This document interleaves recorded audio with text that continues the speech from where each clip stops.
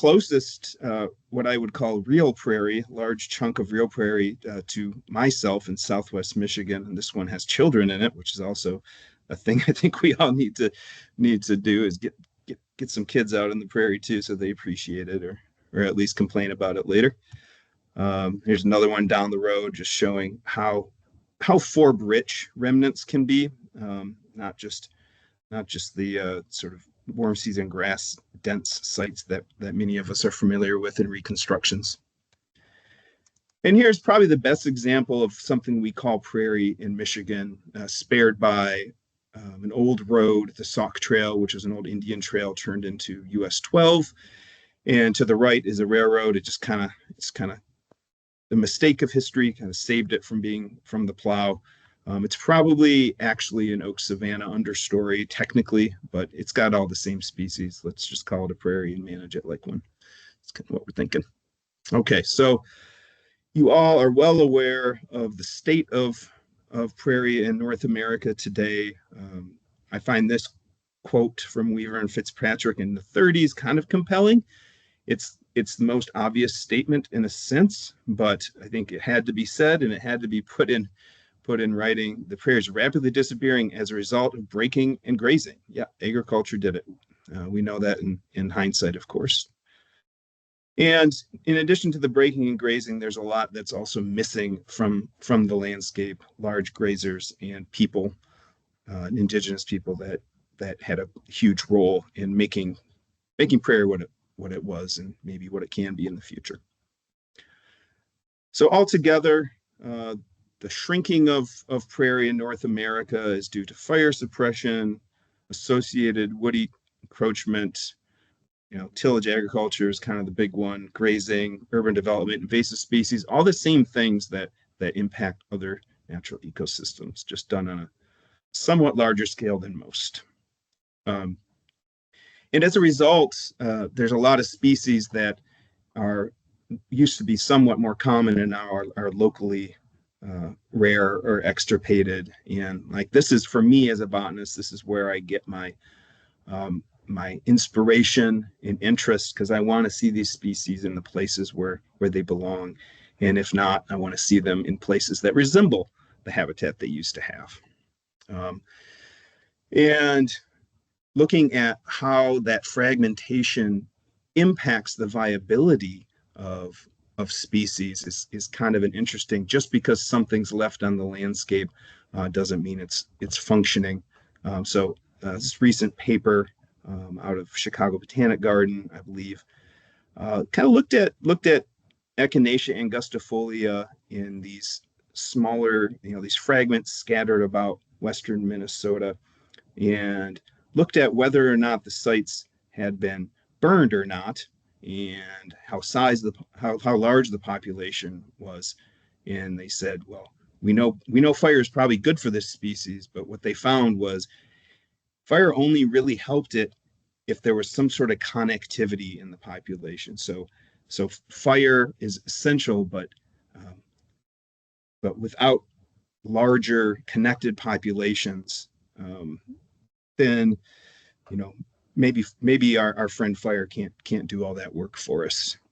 So as a result, that's one of the many reasons we do this thing. And here's one of my classic slides of prairie reconstruction, going from an agricultural field into the shed with the piles of seed, and hopefully, down the line we get this beautiful prairie with lots of gorgeous prairie wildflowers and grasses and whatnot. So I'll be talking today about how it works, does it work, what works, what doesn't, those kinds of things, based upon the research that I've done.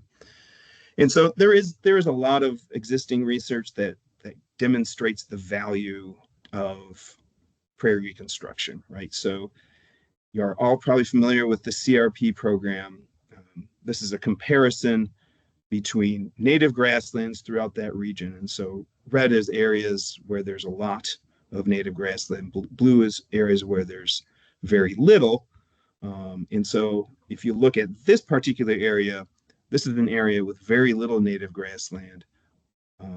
But when you add additional reconstructed grassland, in this case the CRP, you see this net benefit. So what you're seeing on the right is not the total abundance of birds, but you're seeing the total abundance of or the additional species richness of birds where the CRP is. So basically, the CRP are giving this huge boost in areas where bird richness was very low because of the lack of native grasslands. So there's lots of research and sort of anecdotal evidence and just general knowledge of, we've seen it work.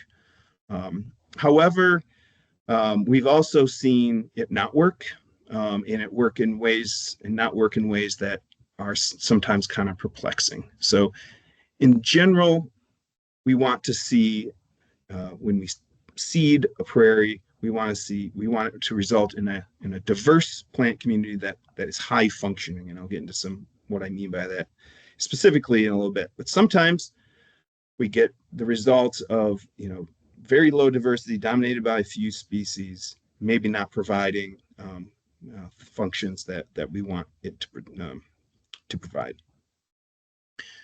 Yeah, and so there's this, you guys probably recognize this field of dreams, right? If you plant it, they will come in this case. And so here's an interesting paper out of Nachusa in northern Illinois, kind of comparing the if you plant it, they will come to the management that you actually have to do to make things happen. And so the green arrows, the A and the B, are either the plant biodiversity that's planted or the management that encourages the plant diversity. So that's the A one is the second, compared to the things that the actual post-planting management actions, so bison, fire, time since planting, just how a succession plays out. And this is in the collection of reconstructed prairies at Nachusa. If you're familiar with it, it's got a bunch of bolds and former farmland in the lower areas, which have the majority of which have been reconstructed at this point.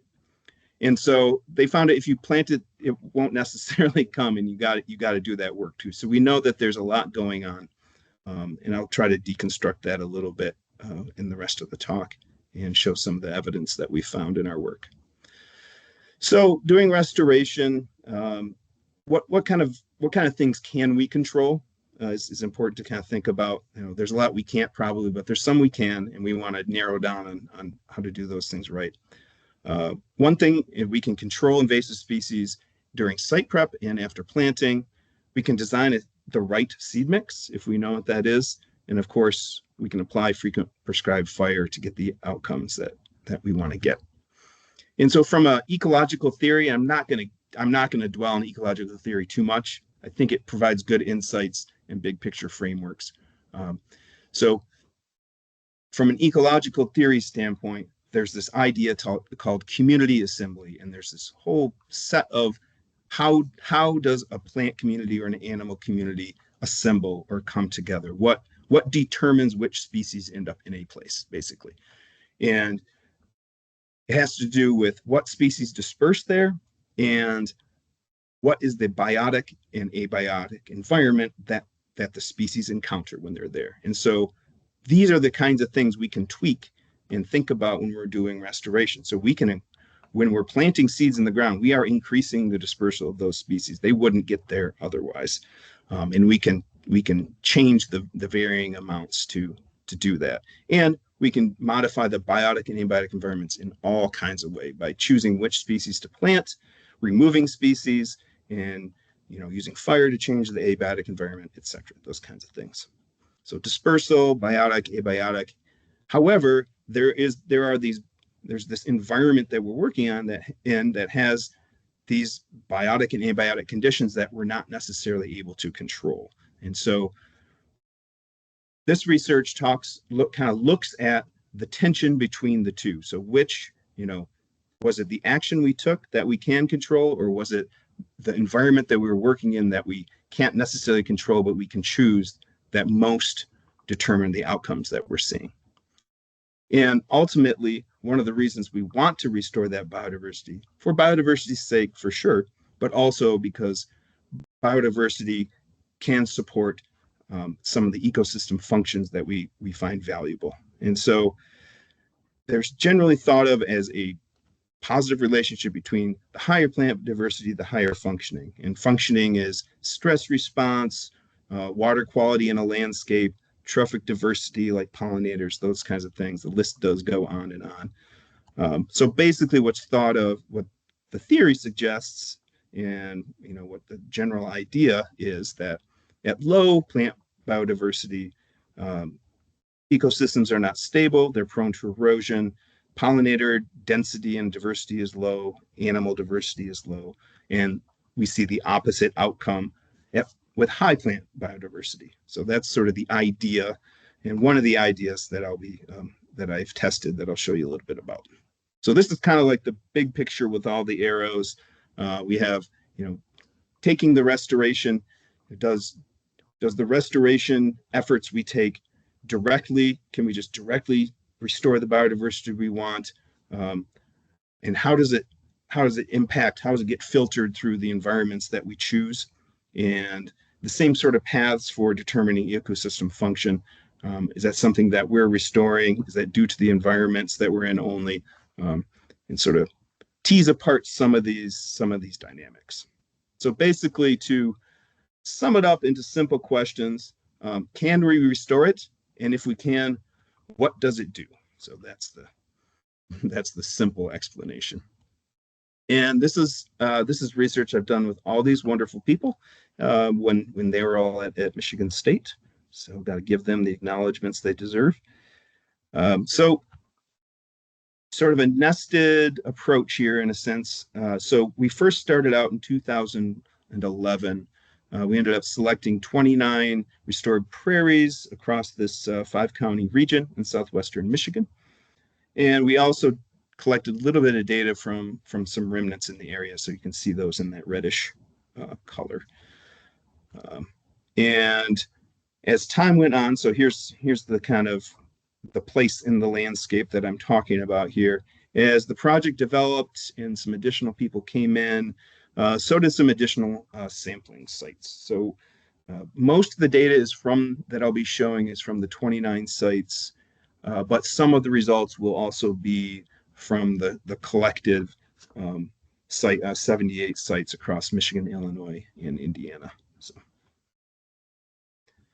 All right, so can we restore plant biodiversity? How much control do we actually have over that?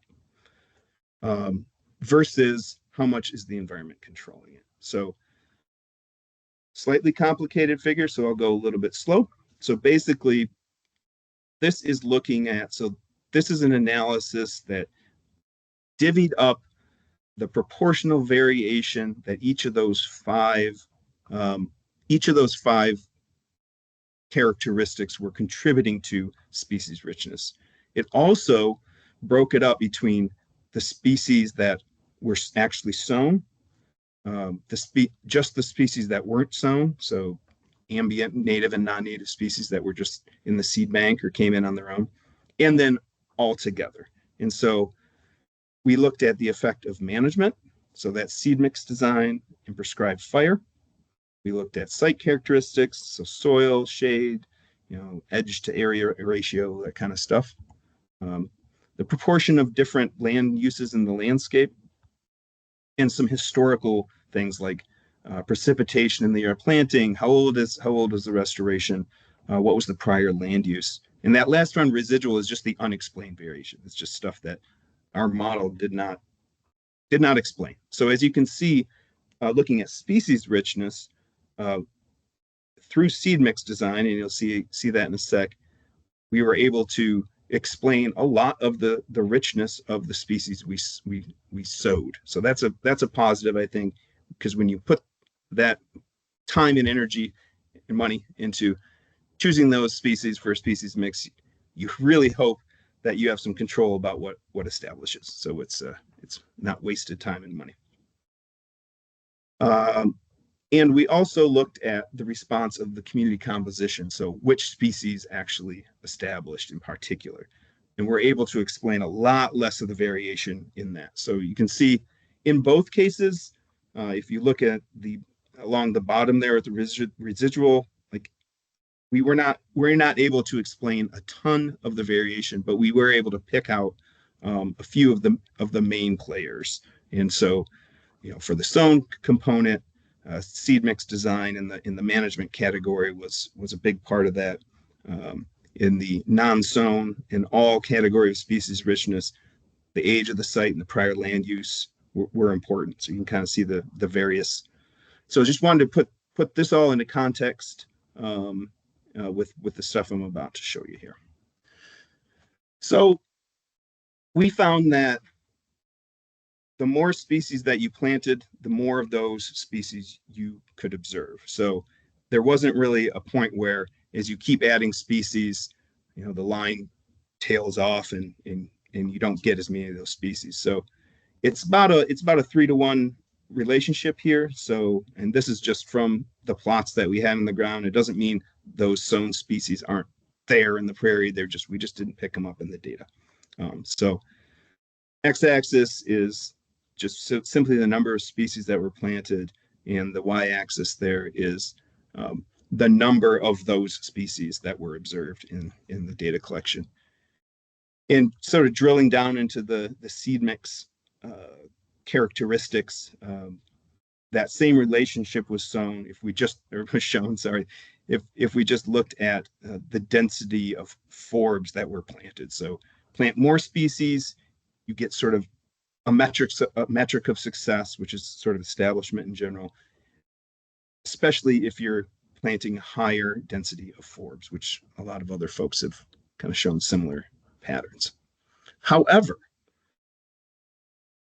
there's a pattern in this data set which has been found in all kinds of ecosystems everywhere, natural and reconstructed, which is higher native richness, you're more likely to get higher exotic richness too. So there's just diversity, ebbs and flows, but the proportion between native and exotic species tends to be positive.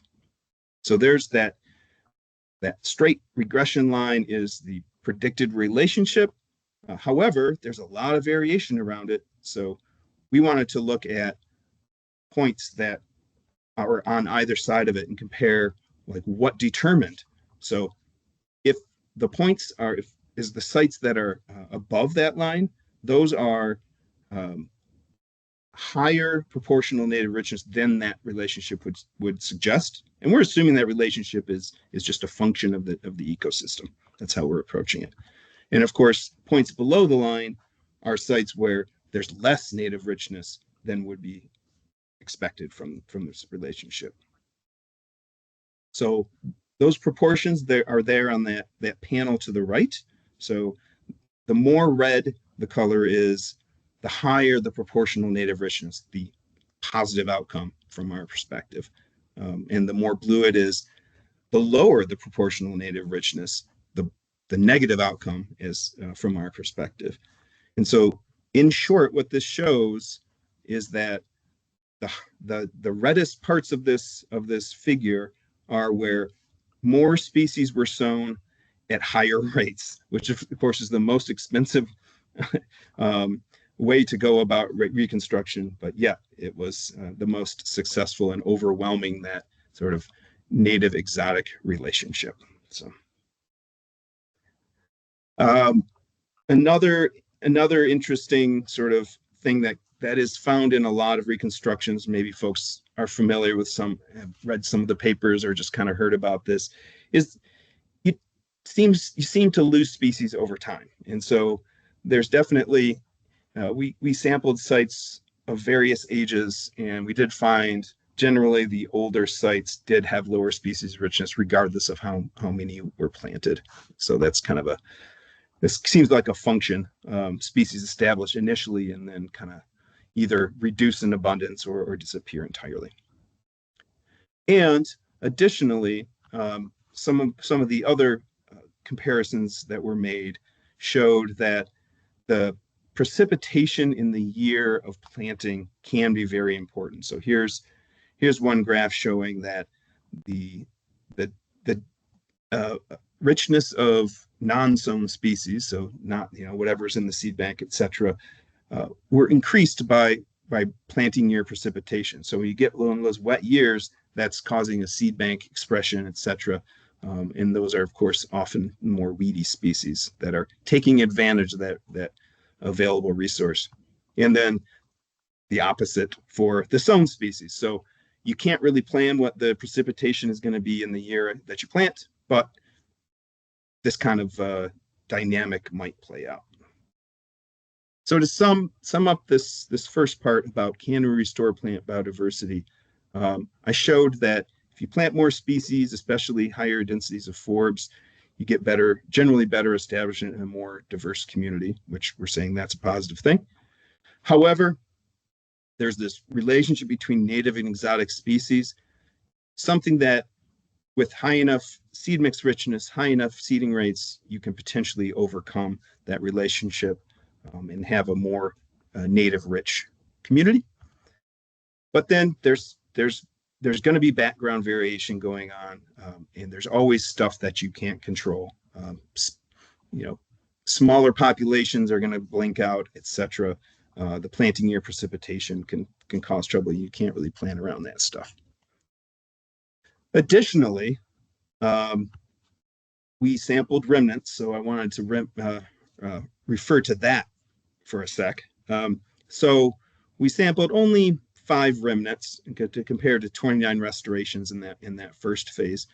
The take-home story is they were nothing like them. If you've seen this in MDS graphs, the take-home there is points that are closer to each other have more similar composition, more similar species, and this showed that the remnants were kind of over here in their own group, and the restorations were over here in their own group. They weren't really representative. I would say as a caveat there, Michigan really doesn't have representative tallgrass prairie at all, so it's hard to find a remnant that actually represents what we're trying to do with the restorations. However, seed mixes did not necessarily look like the observed communities either, or vice versa. So there's obviously some overlap, because I did show that the more species you sow, the more of those species you get in the observed community or the restored prairie. But in the end, when you look at a list of a seed mix, and then you go out and look what's in the prairie, at these sites that we studied, they weren't very similar. So they were kind of in 2 groups of all their own, and that's probably in part to do with all the non-sown species expressing themselves. So what drives that similarity? We did an analysis that looked at what determined each species establishment. So all these things like the seeding rates, the environment that they were sown into, or both, and combinations thereof. So in general, the more sites that a species was sown into, the higher the percent occurrence when it was sown. So that's basically saying species that reliably establish are the ones that we're planting more frequently. So these are things like, Desmodium canadense, Andropogon gerardii, big blue stem. So these are ones that just they get used a lot because we know that they establish. So we kind of knew that already, but it's cool to see it represented in the data sometimes.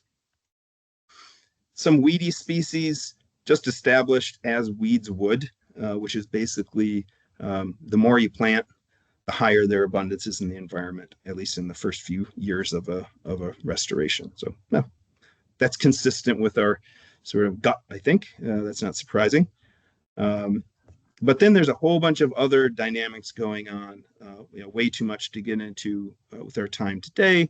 But there's a bunch of species that we consider kind of a little bit more conservative, that were limited by environmental factors like fire, organic matter in the soil, whether or not there's recent tillage, and then others that sort of those environmental factors, but also, seeding rates could potentially overcome some of those limitations. So can we restore biodiversity? Yeah, our data showed that there's a lot going on there, but the restoration approaches we took, mostly seed mix choices, were more important than the environmental background. However, restorations may not resemble remnants. They are something different for sure. Sites sown with more species at higher forb seeding rates had higher diversity of the sown species and proportionally higher native diversity. However, diversity may fade over time, especially for native species, a result I didn't show. Some species are limited by soil or other environmental factors, and some are limited by just the seeding. And then there's all this sort of things you really can't control, which is how much it rains in a particular area and that kind of thing. And that can facilitate the expression of a seed bank. And you just kind of have to roll with that, I think. So yeah, by sowing more species at higher rates, especially forbs, we can restore plant biodiversity. So we are in control. It's not just a random roll of the dice. So let's look at the other part of this conceptual diagram here.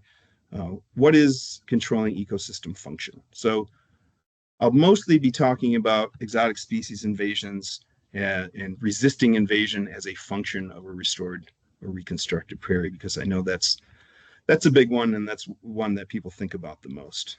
So there's a much younger version of myself going after a black locust, just to emphasize that a large proportion of resources does go to this, and it's just sort of a universal fact in restoration. There's all this high-powered science that has showed that the higher the number of species in an ecosystem, here called treatment species number, the lower incidence of invasive species, here called invader biomass. There's a lot of experiments and research that has demonstrated this, but those are experiments. Does it happen in the real world?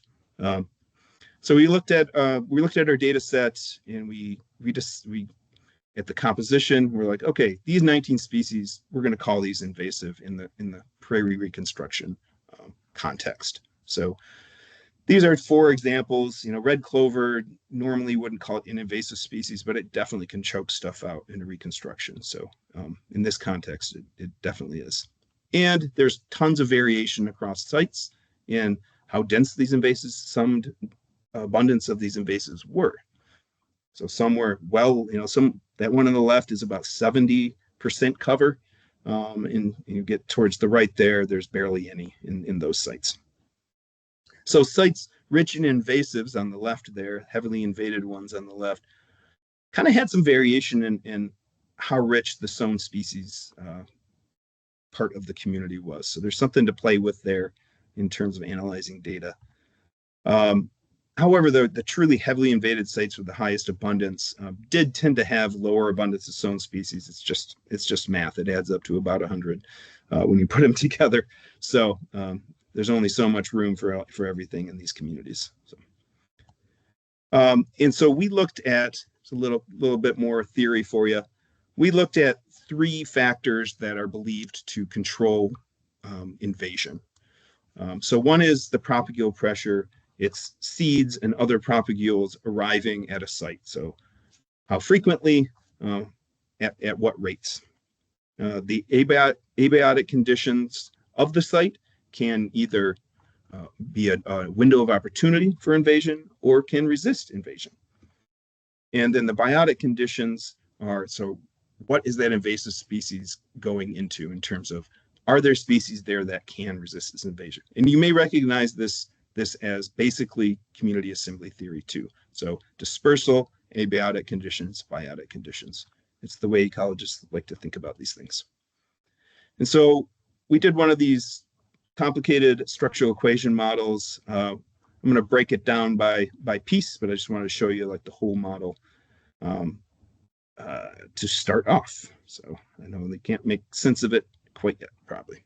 All right, so let's look at the role of biotic conditions for resisting invasive species. In this case, we looked at the abundance of big bluestem, Andropogon, and the richness of the sown community. So the things we planted, how well did they do at resisting invasion? And up top there is the restoration techniques that are used to control those things. And so we'll be looking at direct effects. So like you see that fire frequency has an arrow straight to invasive species percent cover. That's just how is fire affecting it? But fire also points at big blue stem, which points at invasive cover. And so that's sort of you can calculate the indirect effect of fire by increasing big blue stem. How much does it reduce invasive cover? So that's one of the cool parts about these kind of analysis. Okay, so first of all, sites with a higher richness or number of the sown species had lower percent invasive cover. That's cool. We know we can control that, a higher richness of sown species from some of the previous slides. And this analysis showed that it actually does go to reducing invasive cover. These arrows, when you see them dashed, that means there's a negative relationship. And if it's solid, it's going to be a positive relationship. Not surprisingly, sites with more big blue stem also had lower percent invasive cover. So that's kind of a no-brainer, but it is true according to this analysis as well. All right, so let's incorporate the propagule pressure part of this thought process here. So one of the biggest effects we saw was land use history had a huge impact. So sites that were restored from a perennial grassland, which is not a native grassland in any case. It's like brome fields, basically. It's hay fields, it's pastures, it's old fields, that kind of thing. So where there was existing perennial vegetation versus sites that were restored straight from row crops. I think probably many people listening here know the preferred way of restoring or reconstructing prairies is to go from Roundup resistant soybeans straight into a seeding, because that does seem to work better and there's less to pick through with a drill and whatnot. So yep, our data said yep, that's true. There's also a little bit of what was in the landscape too. So if there's more ag in the landscape, there was more invasive cover, which more propagules to jump in from next door, basically. So let's incorporate the abiotic. Here we're just looking at soil moisture as a sort of proxy for soil productivity. Didn't have a direct effect on percent cover, but it did increase sown richness, which in turn indirectly reduced invasive cover. And for whatever reason, the fire frequency did not have an effect. Maybe there wasn't enough variation. Maybe it's just fire or no fire. We don't know. But surprised by that outcome. And of course, as you saw before, seed mix richness increases the richness of the sown species. And so that indirectly, you sow more species, this suggests that you're more likely to get lower invasive cover in the midst of all these other things that are going on too. However, is the enemy of my enemy my friend? So you saw in that previous that C4 grasses, big blue stem in that case, reduces invasive cover, but so does sown forbs and sown, the sown community itself. So we did another analysis to try and tease apart that dynamic, and found the thing that people know already, but proved it with science, which is big blue stem does suppress sown forbs. So you've probably all seen a site that's just overwhelmed with big blue stem, and it's hard to find the forbs that kind of are a signal of a successful restoration. This analysis showed that those indirect effects did not benefit the sown forbs entirely. So that negative effect of C4s on sows were not outweighed by the effect of the C4 grasses on invasives. So C4 grasses, big blue stem, they're just dominators. They don't care what they're dominating, basically. Okay, so what does biodiversity do? So we looked at reducing invasives, and we'll quick go through a couple other things here. So we found that yes, diversity reduces invasives, but the previous land use history is also a big contributor to that. Trophic diversity, I'm just going to quick show this as a quick example. It mostly depends on landscape context according to the data we've analyzed. So forested landscapes tended to have higher abundances of pollinators, and grassland dominated landscapes tended to have higher abundances of grassland birds. So that's kind of, yeah, that makes sense. Um, Pollinators need to live somewhere too, in addition to doing all the nectaring they're doing. And birds are responding to, they're flying over and looking for big chunks of grasslands, contiguous grasslands. So that's a sort of a intuitive result that we found. So there was a weak signal of diversity in supporting, the abundance of those trophic levels, but the big one was definitely landscape context. So finally, in the context of climate change, one thing that we want to be able to buffer against is with dramatic climate events. How is the functioning of an ecosystem going to respond? Can we stabilize it? So specifically, can we restore communities that will be resistant to stress and be able to recover from a stress? So we looked at, as a ecosystem response, we just collected biomass and weighed it from each of these sites. Happened to have a drought in the middle of the study, and that was in 2012. Folks probably remember that. And yes, there was way less biomass in 2012. So we thought, hey, let's take a look at that. So we looked at the resistance. So basically, the amount of change from the pre-drought year to the drought year, and then recovery as the amount of change from the drought year to the following. How much did it bounce back? And surprisingly, we found that sites with higher species richness were less resistant to the drought effect. And however, they were not correlated with the recovery of the ecosystem to the drought, which was kind of a surprising, a little bit of a head scratcher. Gonna have to do some gymnastics to explain it. So, in summary, what does biodiversity do? It reduces invasives, doesn't really support trophic diversity, and it definitely doesn't stabilize biomass according to the data we analyzed. And in each case, there's environmental factors that are definitely playing a role. So I guess the short answer of how much of this outcome do we control? Some of it. And that's not surprising, but it's important, I think, to emphasize in understanding the things that we don't control, knowing what those things are, and knowing the things we can control, leaning into that a little bit. So we know that diverse forage seed mixes are better at restoring the diversity that we're aiming for. Some species are limited by soil properties and other environmental factors, but that's something that we can learn more about and contend with as we move along.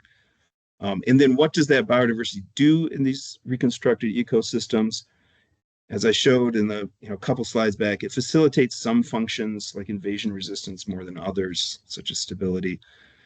And the more we understand that background environmental variation, the more we can work with it and work in the context that will give us the best outcomes that we want. So that is my final slide, and I'd be happy to answer some questions. Okay, thank you very much, Tyler, for your scholarship in science today. I think that is continues to build on our knowledge and answer those questions. I'm going to get to the right spot here to turn on microphones and cameras, and then we're gonna get back to the chat because there are questions. So here we go. Ryan asks, I think this is going back to that first part of your talk. Does that seem to be a function of soil type, richer soil, higher nutrient content, etc., or was the exotic native richness effect consistent across all soil types? Yeah, it was consistent across all soil types. Yeah, I think it seems like a fundamental, like diversity is responding to what when I say diversity is responding to the environment it's in, and a native species and exotic species doesn't know the difference. That's probably because there are native and exotic species with similar traits. that sort of and you could also, another way to potentially disentangle that is to like dig in to the mechanisms and understand the traits of the species and how they relate to the environment. That's really it's a lot of tinkering, and that's a lot of like finer scale stuff that our analysis, which was pretty broad scale, was not equipped to answer. So yeah. Yeah, but it's still very informative when everyone is planning their restorations.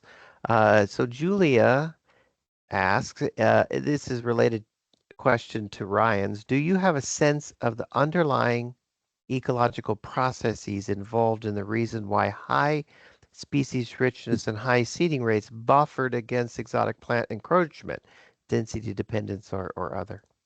Yeah, I think it just overwhelms it. I think it's just um there's a like with that precipitation in the year of planting effect, there's a lot happens in that year, I think. And that's, if you don't fill all the space, then something's going to fill the space. And I think it's probably an oversimplification, but it's probably something like that, where you just um, and if it's a result of an analysis, so you don't want to. It's basically makes it a hypothesis because this is observational data, not experimental. But the figure that showed that had the opposite the opposite effect at low seed mix richness and high seeding rates. So it's not just the amount of seed you throw at it. You need to fill the niches, basically. So if you throw just a handful of species at that problem, you may not get the positive result that you're looking for. You definitely have to fill the niches that all those exotic species are otherwise going to fill, I think, is the general take home of that. Great. So then, Ryan, overarching $1 million question alert. Love those. Based based on what you've seen across these sites, in your opinion, what are we still missing Oh, in totally. the equation that we I can't saw, get prairie reconstructions? Yeah. yeah, I saw microbes mentioned Yeah, in the survey. I think that's it. sure. I don't know if you've had Liz Koziol talk to you guys at all, but she's Not, I phenomenal. She's out of mean, Kansas. yeah, yeah, we're familiar, but I mean, we're friends with Elizabeth Bach, of course. Yeah, of course, yeah. There you go. Yeah, so I mean, the work people like they are doing, I think that's, yeah. I mean, yeah. We're we're I hammer this on people, like people with more naivete than this group, I think, about Reconstruction, but it's not a prairie. Like there are so much. It's a facsimile of a prairie, and there's stuff missing that we don't know is missing. But tillage is the killer is another one of my catchphrases, and it does it simplifies soil structure. It simplifies microbial communities. It probably extirpates certain taxa, soil microbial taxa that would really be helping.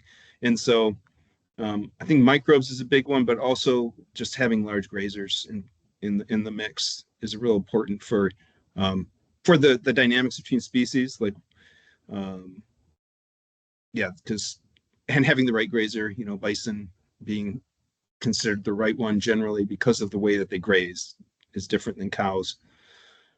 And I think a lot of reconstructions aren't big enough to support, even a single head of cattle or a single bison or whatever. And so that's just, or a herd of elk or whatever would have done that. So I think there are we have fire as a natural disturbance regime, and we can do things with tractors that kind of maybe substitute, but yeah. So that's the long answer of microbes and large grazers, big ones.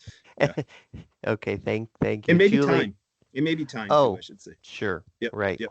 Things stabilize over time. Yep. So Julia asked another question.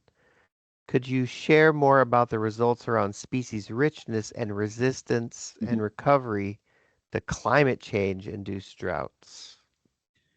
Yeah, I think the other um, notable relationship in that was uh, it came down to soil productivity. So like the soils stabilized um, the the biomass production. And again, it's kind of a poor man's measure in a way, but it's a common one used in ecology. The amount of actual biomass productivity is um, that's a coarse level of function too. So it's not the only thing that in terms of a reconstruction for biodiversity purposes, we might not care like how much productivity there is in the ecosystem. So that's another like caveat with that. It's not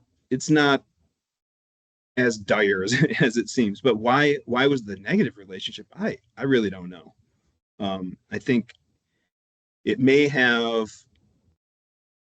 it probably has a bit to do with the early stage because these were all you know in the year of the drought these were 4 to 9 year old reconstructions, right? So they're probably not at equilibrium. They're probably um, populations are sort of like figuring their place out and ebbing and flowing, and a single drought could could really you know could take a bigger hit. If there's more species in the mix, there's more variability, and so that may have just tanked the biomass. So Yeah, yeah. More inquiry along those mm, lines, right? mm-hmm. Or it could be warranted more observations. Yep. Okay, John asked, will a recording of this presentation be made available to attendees? So I'll answer that. Yes, our plan is to upload to our YouTube channel, the Prairie Reconstruction Initiative. I need to do a little bit of editing, particularly when it comes to subtitles, because we'll have the transcripts and subtitles up there, so give me a little bit of time. Uh, I'll send that out on our email list, and I put a link in the chat to if you're not signed up for our email list, how to get on that. So probably in about a month's time or so. And then another Ryan asked, I apologize in advance if I missed this, but roughly how many species were included in your diverse four-bridge seed mixes? Yeah.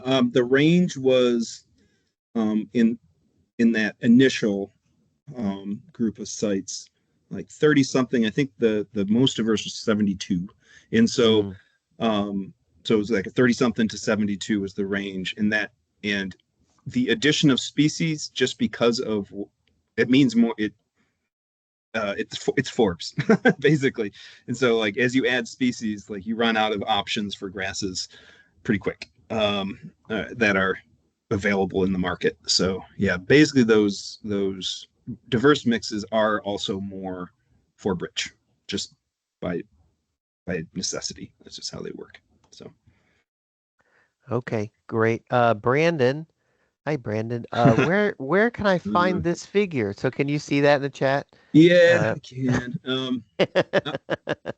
I, I'm not really an academic per se, so I've only published one of those dissertation chapters. That's probably the next one on. But yeah, I do not have that published at this point.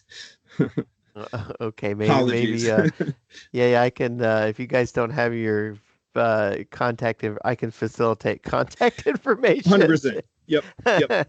If It's you in. Oh, yeah, yeah. I take that back. If you do look up my dissertation, if you can find that, it's definitely in there. So Okay. that's that. I think those are generally available. So Yeah, you should not. Yeah, yeah. Probably go to Michigan State University or yep. yeah, Yeah. yeah, and find that. Okay, are there any other questions? We've come to the end of our hour. If there's no other questions for Tyler, on behalf of the Prairie Reconstruction Initiative and everyone gathered today, I see a lot of practitioner, on the ground people in the audience today. Um, I thank you, and Thanks. we thank you for your time and your knowledge. Thanks. And Appreciate the opportunity. you have a great day, and everyone else wish you a great day. Great. Peace. Okay. Bye, Tyler.